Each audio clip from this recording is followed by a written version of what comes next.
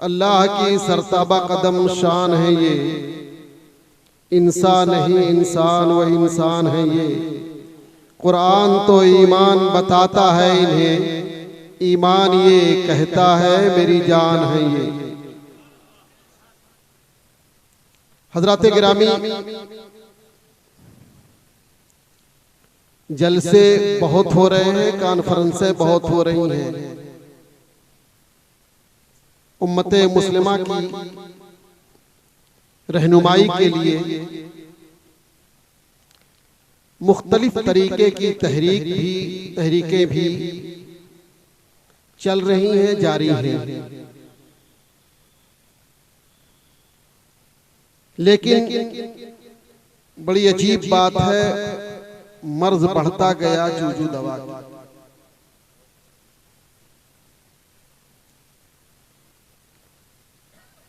आला हजरत मुजद्दिद आज़म इमाम मोहम्मद रज़ा क़ुद्दस सिर्रुहुल अज़ीज़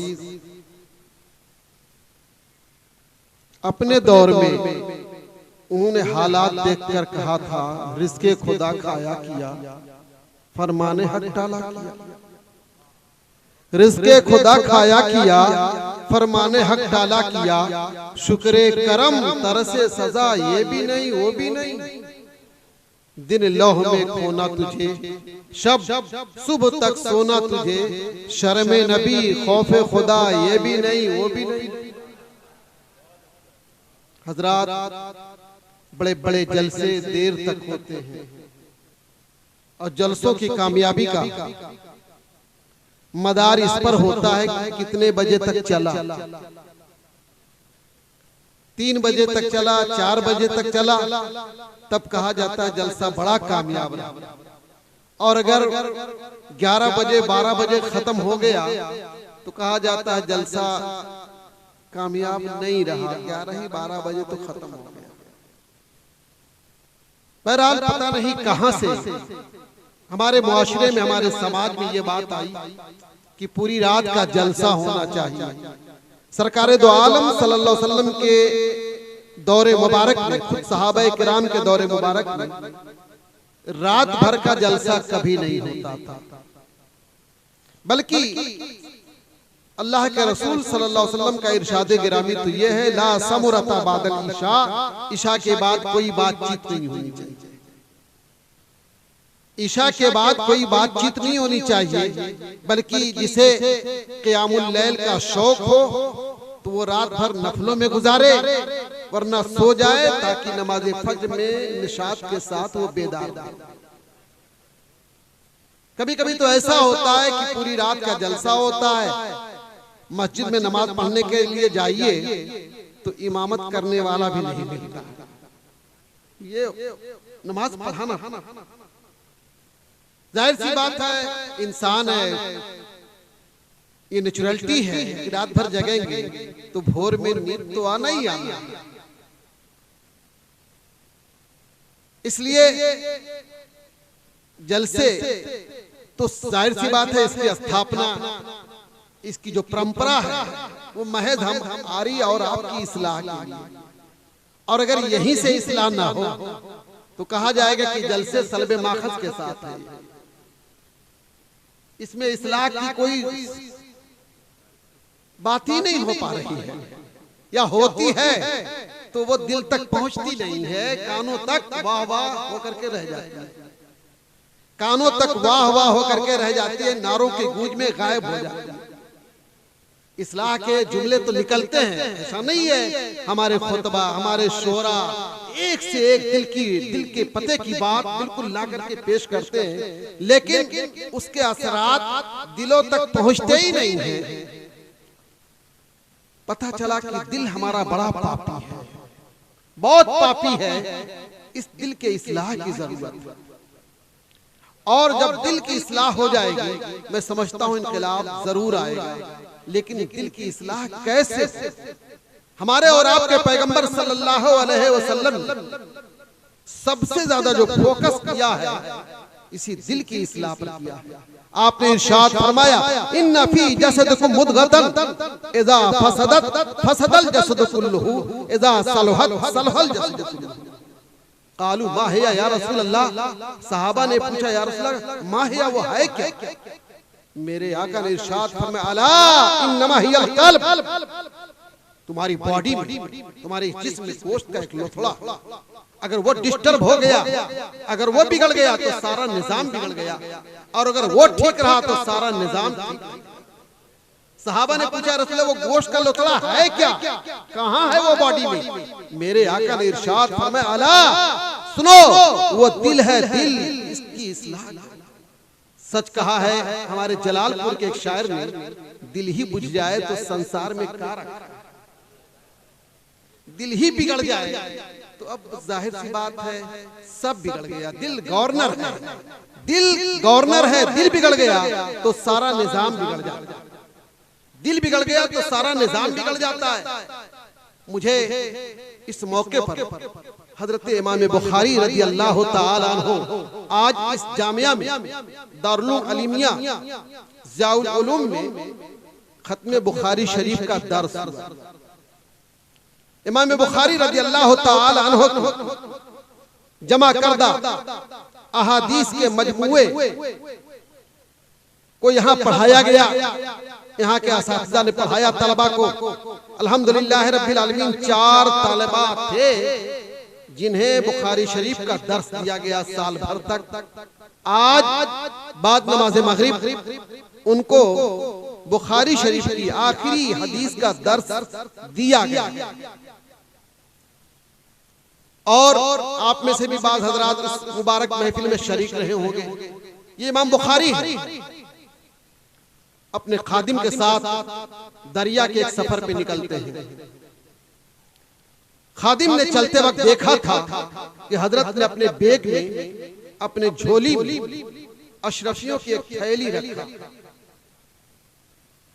मैंने कहा ना कि दिल बड़ा पापी है, कब बदल जाए, कब क्या हो जाए, कब उस्ताद शागिर्द के दरमियान दरार पैदा हो जाए, कब शागिर्द उस्ताद का मुखालिफ बन जाए, कब मुरीद पीर का मुखालिफ बन जाए, कुछ नहीं कहा जा सकता, कोई गारंटी नहीं ली जा सकती कब बिगड़ जाए। अभी हमारे अजीज गिरामी हजरत मौलाना नईमुद्दीन ने कहा कि हसद ये बहुत खतरनाक बीमारी, बड़ी डेंजर बीमारी, और ये किसी को भी कभी भी पैदा हो सकती है। शैतान तो लगा ही रहता है, बिल्कुल चांस तलाश करता रहता है। अरे ये नालायक इतना बड़ा कमीना के गौसे आज़म के पास पहुंच गया, लेकिन उसका स्पिरिचुअल पावर, उनका स्पिरिचुअल पावर बड़ा हाई था, बहुत हाई लेवल का था, वहां दाल ना गली। लेकिन हम जैसे लोगों के पास तो बड़ी जल्दी से कामयाब हो जाता है। इसलिए जरूरत कि शैतान से हमेशा पनाह मांगी जाए। हजरत इमाम बुखारी रज़ी अल्लाह तआला अन्हु ने थैली जब रखा तो उनके खादिम ने देख लिया, और देख लिया वही नीयत डोल गई, नीयत बिगड़ गई। अब नीयत बिगड़ने को क्या कहिए, चुनौती पे नीयत बिगड़ जाती है, चुनौती पे नीयत बिगड़ जाती है। चुनौती तो जानते होंगे आप लोग, वही खैनी के साथ जिसका रिश्ता है, उसी डिवी चुनौती कहते। तो चुनौती पे इंसान की नीयत बिगड़ जाती है, 5 रुपए के सिक्के पे नीयत बिगड़ जाती है। एक बस में मैं सफर कर रहा था, एक साहब बैठे बैठे थे, खड़े हो गए और पहले सीट देने के लिए तैयार खड़े हो गए। मैं कहे खड़े हैं, तो देखा कि 5 रुपए का सिक्का किसी का गिरा, वहां जाके खड़े हो गए पांव रख करके। तो बड़ी देर से बैठे बैठे थे, नीयत बिगड़ गई। होना तो ये चाहिए था जिसका गिरा था उसको उठा के दे देते, लेकिन अब उनकी नीयत बिगड़ गई 5 रुपए के सिक्के पर।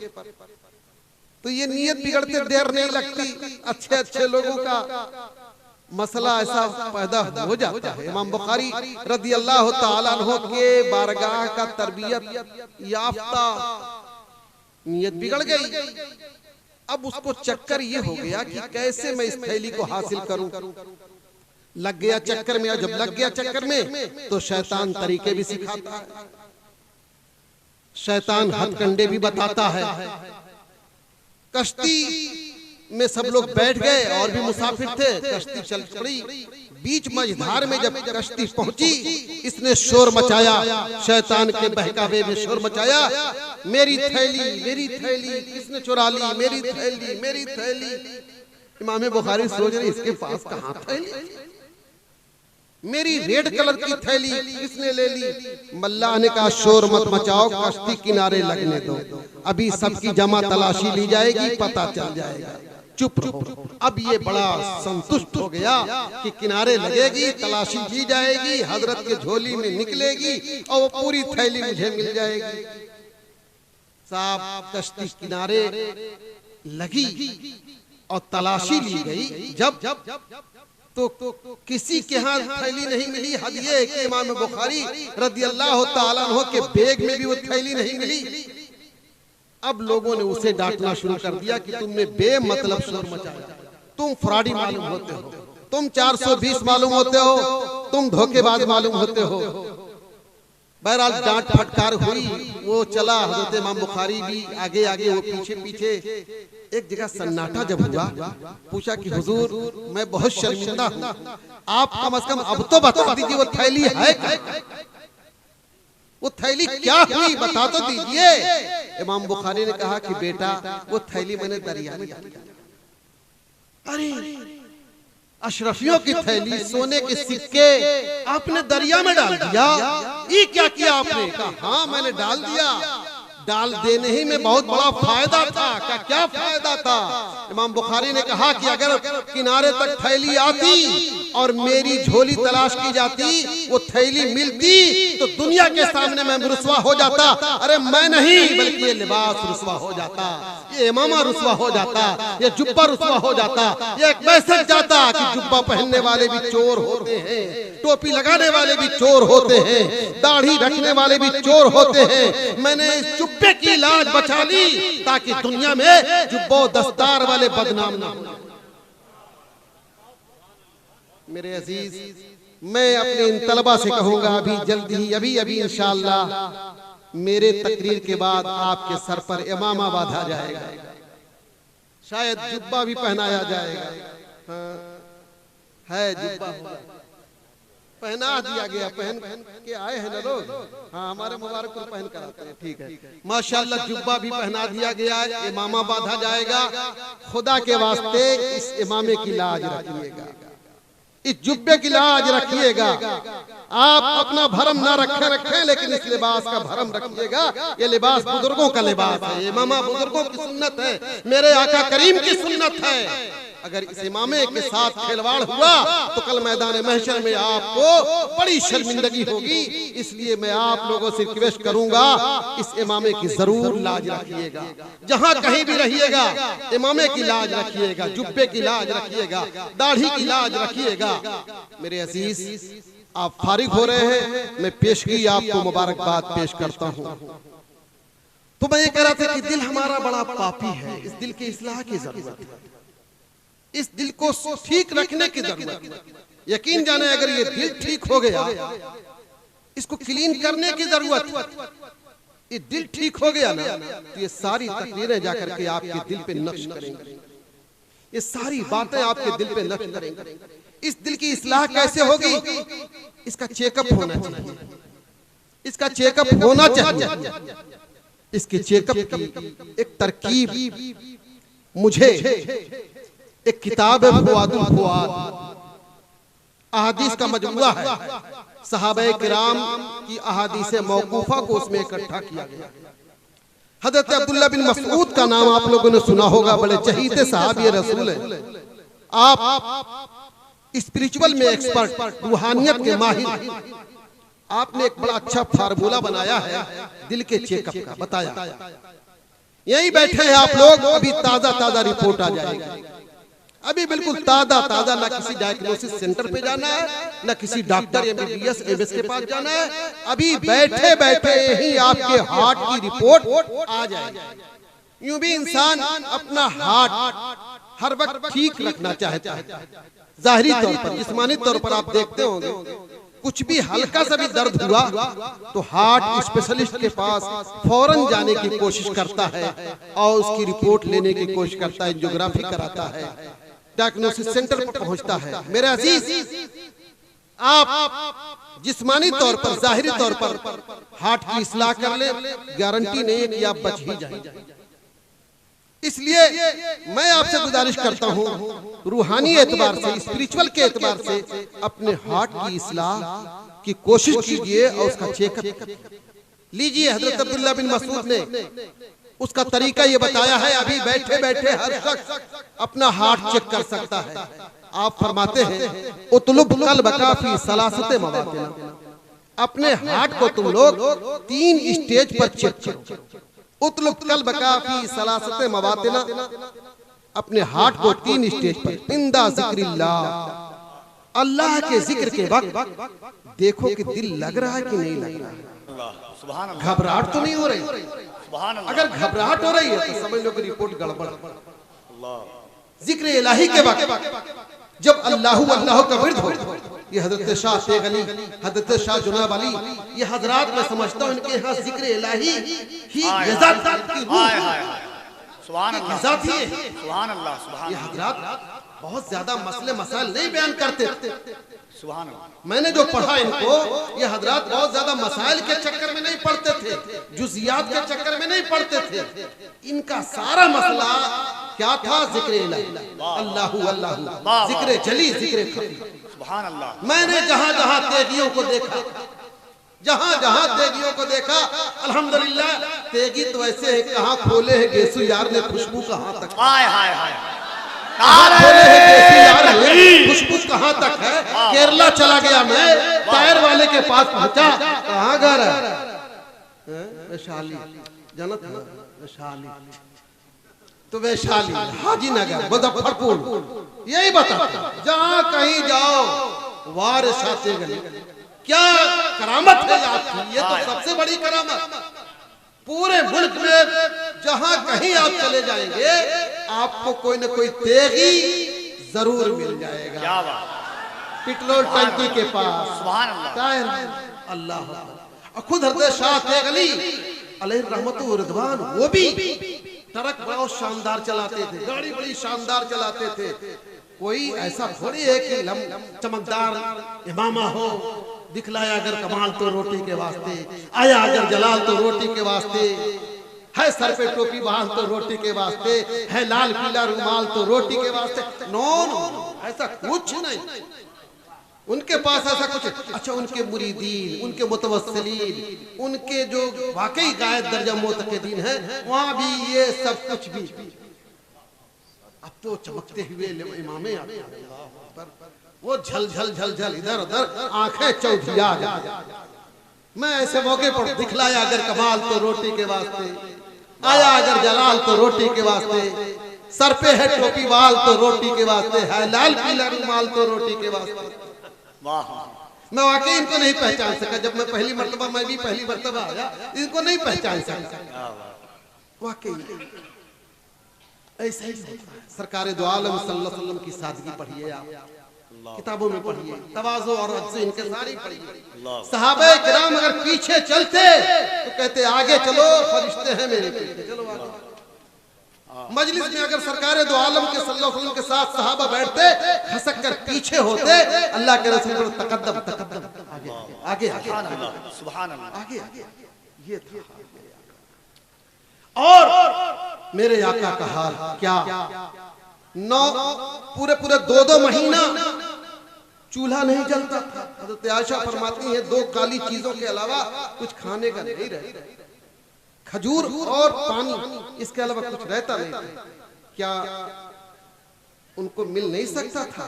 वो चाहते तो रोजाना मन मुसलवा, लेकिन यही हाल उनके खानवादे का, हसनैन करीमैन का। खुद न खाते थे, औरों को खिला देते थे। ऐसे होते थे मोहम्मद के घराने वाले, खुद न खाते थे, औरों को खिला देते थे। ऐसे होते थे मोहम्मद के घराने वाले। मेरे अजीज, अब वो चीजें जैसे लगता है कि किस्सा और कहानी होता है। बड़ा अफसोस होता है, किस्सा और कहानी। खुद हुजूर हाफ़िज़ मिल्लत को पढ़िए, शाह शेख अली रहमतुल्लाह तआला अलैह को पढ़िए, तो हमने तो बाज़ाब्ता देखा नहीं। ऐसा लगता है कि क्या वाकई ऐसे लोग भी होते थे?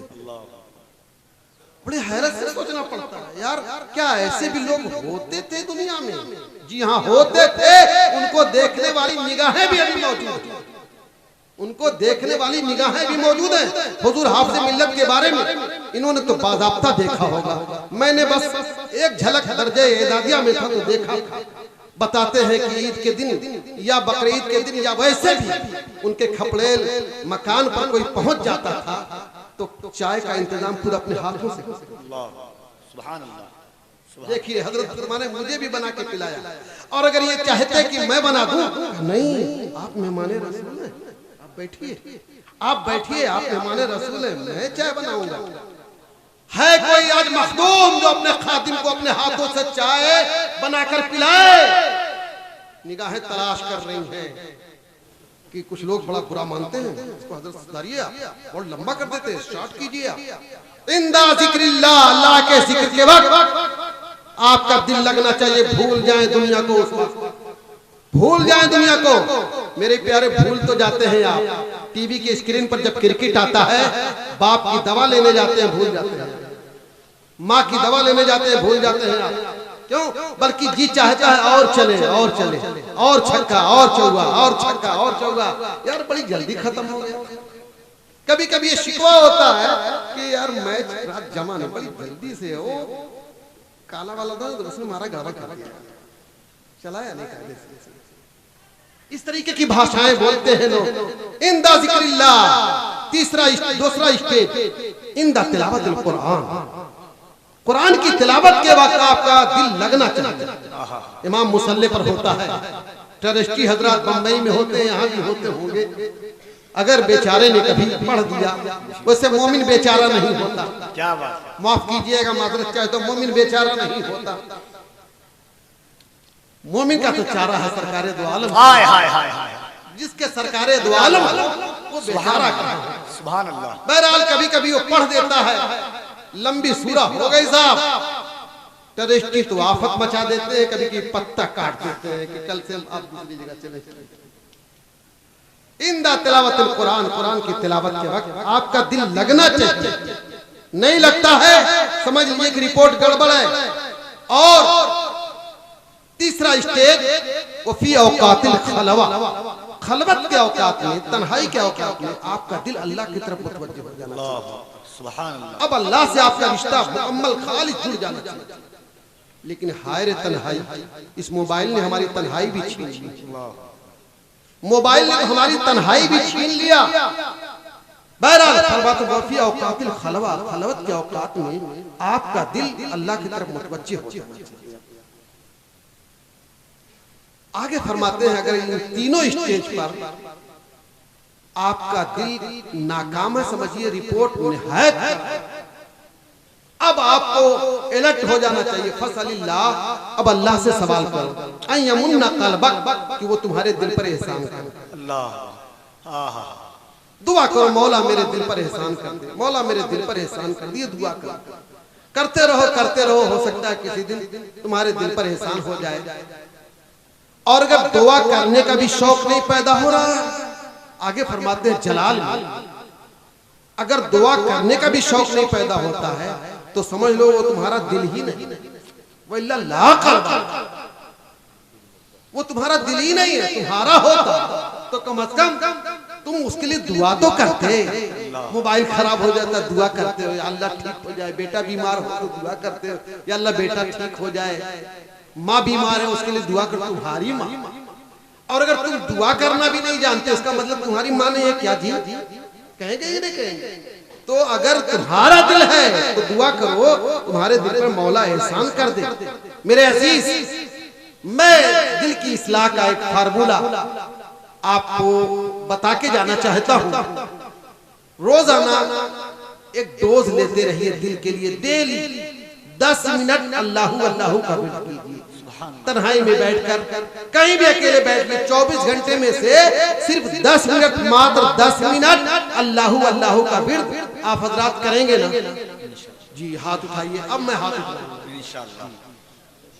सुभान अल्लाह। बरगे हेना पे लिखता हूँ दर्द दिल की बात, शायद की रफ्ता रफ्ता लगे दिलरुबा के हाथ। मेरे अजीज, बस दुआ करता हूँ मौला करीम, जैसे आपने हाथ उठाया है, मौला आपको रोजाना 10 मिनट अल्लाहू अल्लाहू विर्द करने की तौफीक अता फरमा दे। ये बड़ा करामाती जुमला है। अल्लाह अल्लाह ये वर्ड जो है बड़ा करामाती है। इसकी करामतें, इसकी बरकतें तो गैरों पर भी जाहिर हो जाती हैं।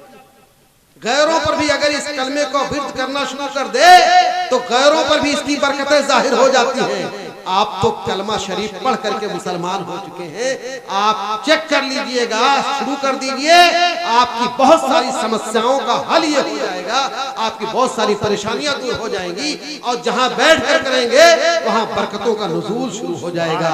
व आखिरो कलिमाती अल्हम्दुलिल्लाहि रब्बिल आलमीन।